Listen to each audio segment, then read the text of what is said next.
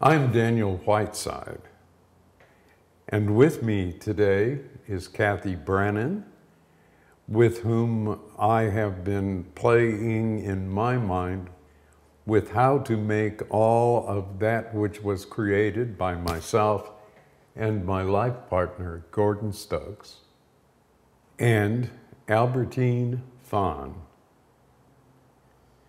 And the three of us have been developing the understanding of the work created by Gordon Stokes and Daniel Whiteside that relates to partnering with life. What is life? Life is opportunity. Life is challenge.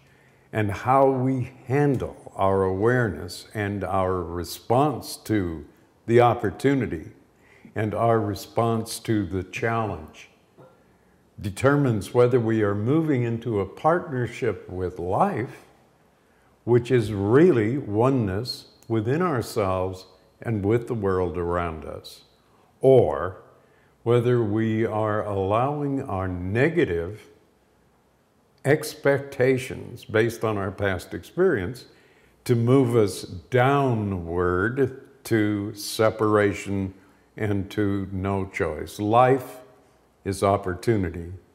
Life is what we do when confronted or faced with a challenge. And it is either going to be to make the choice when challenged for the positive possible, or it would be a simple negative standard reaction emotionally, which would take us to separation and no choice and no partnership with life. With our videographer, Achille Garnier, at the camera, here is a toast to partnering with life.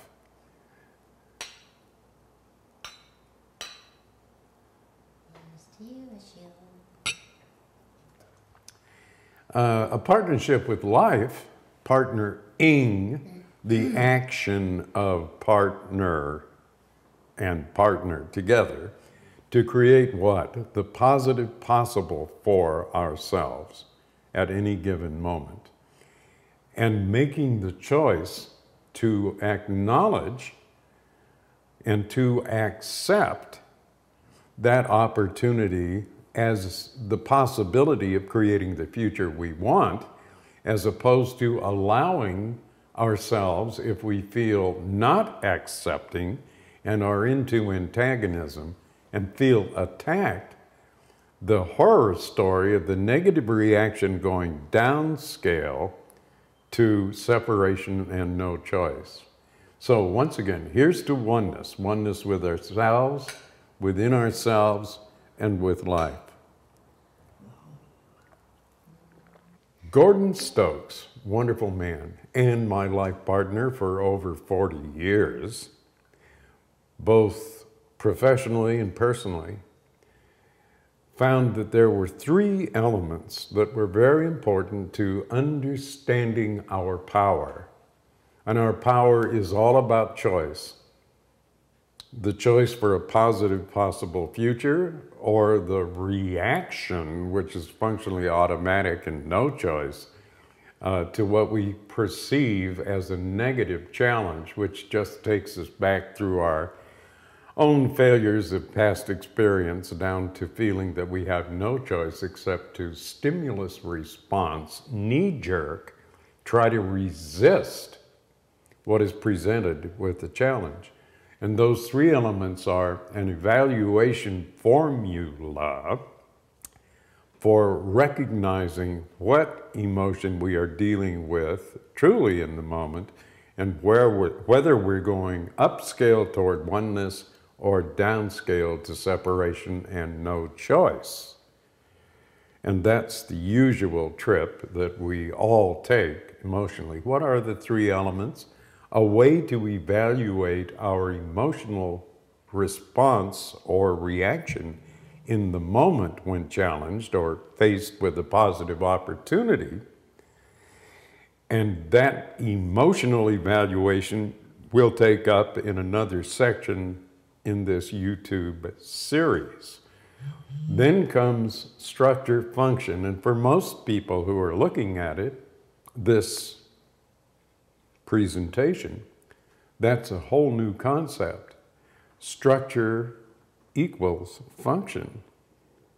And where does that come from? What are we looking at? So taking a look at Daniel, taking a look at Kathy, taking a look at Albertine, you're looking at structures. You're looking at structures of the skull, which relate to brain activity. You're looking at features of the face, which also express brain activity or natural inclination of reaction to stressors, either negative or positive. Because the real positive stressor is to be presented with what you truly want and then feeling enough self-doubt not to move in that direction, which is a horror story that we all know. Structure function. Do you realize that looking at a human being, a human structure, in 5 seconds, you can know what to expect of that structure's function, because structure, jaws, bones, skin, hair, body shape, body balance, all of that is going to be with you from the time you were conceived until the time you die. And simply looking at an individual tells you what their structure is and how it is going to function. Then there's the third element, which is what do you do with this information? How do you make a positive choice when confronted with an opportunity or a challenge? What do you do to handle the negative emotions that you will feel if you feel that you are being attacked? Structure function. Can you really, in 5 seconds, look at a person's structure and come up with some idea about what's going on and what to expect of them? Take a look at the baby. This is a universal structure.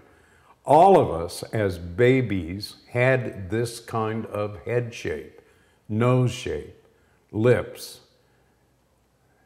Look at the shape of the forehead. The forehead is the conscious associational thinking area of the brain. Look at the back of the skull. This is the primary visual center. What does that tell you about the baby?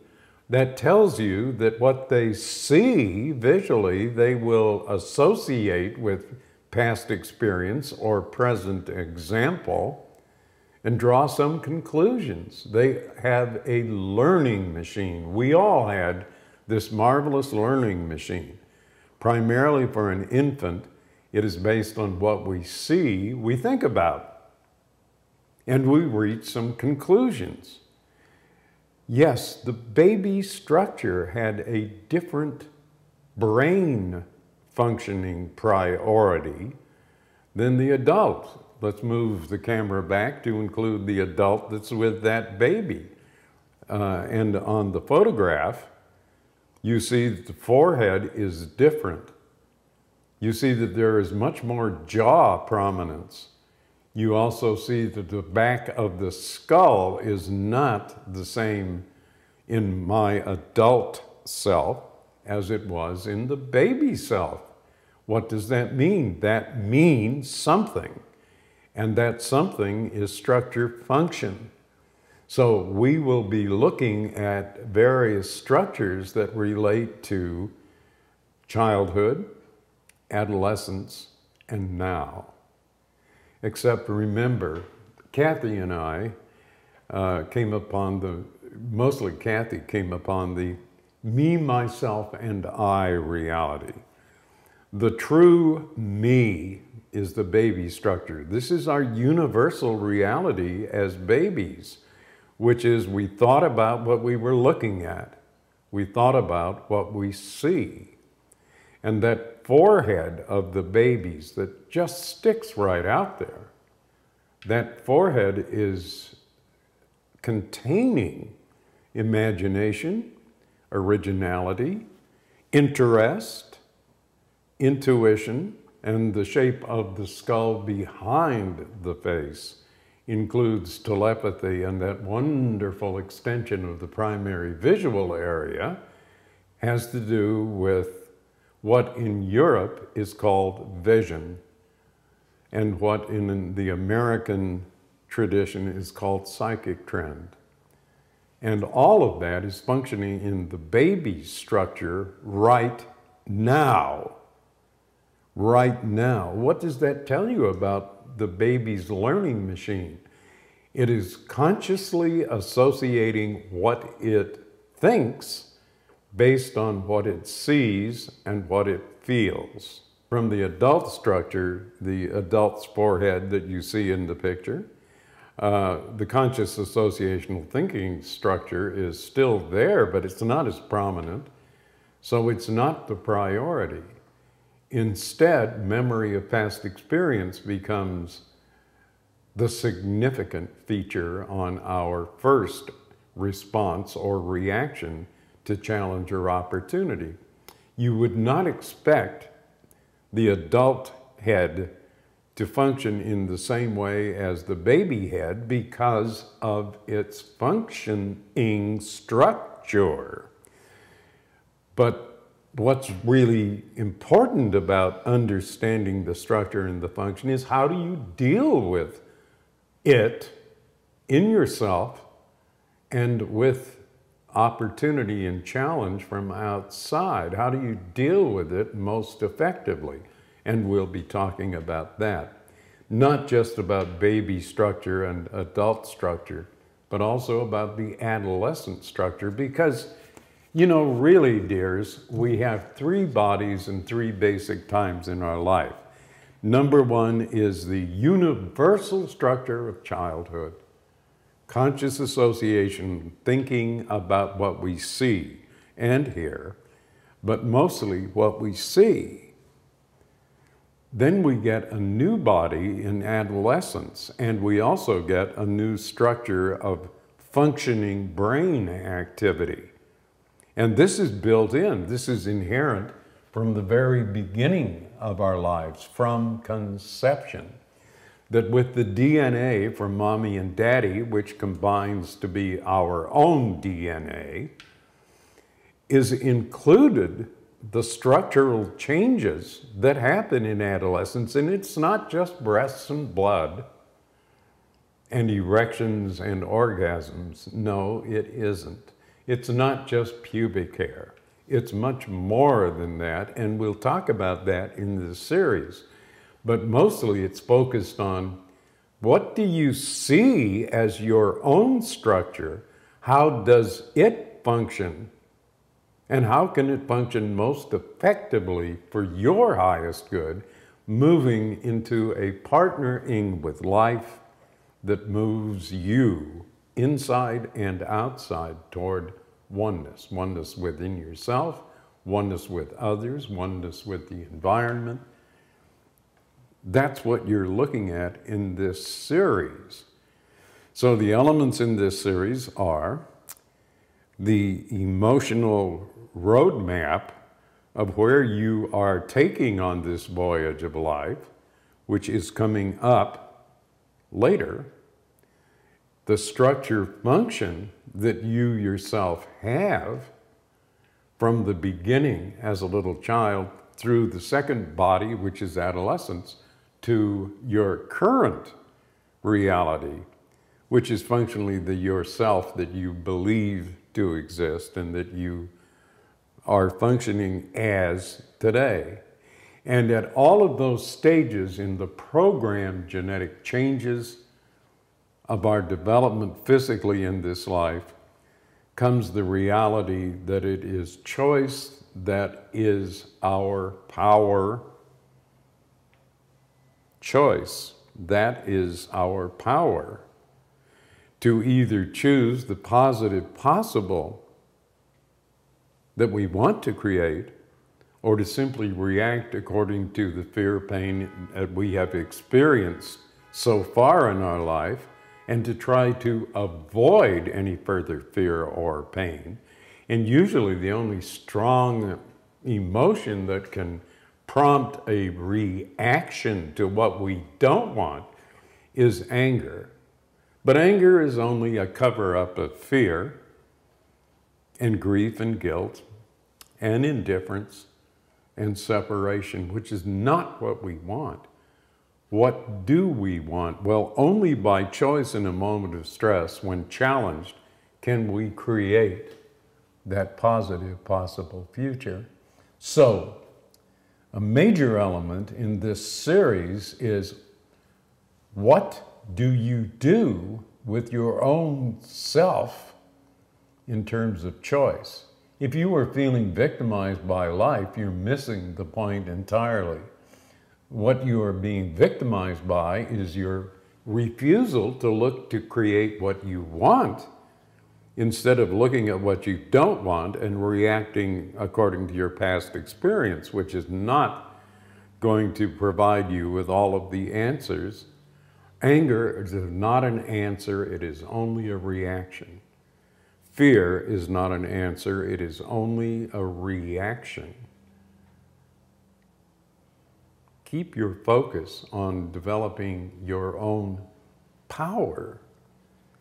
And your own power is the choice to move toward oneness and what you do want, or allowing yourself to react according to what you don't want, which will take you really down to what you don't want, which is a feeling of being a victim, feeling powerless, and feeling threatened by life itself.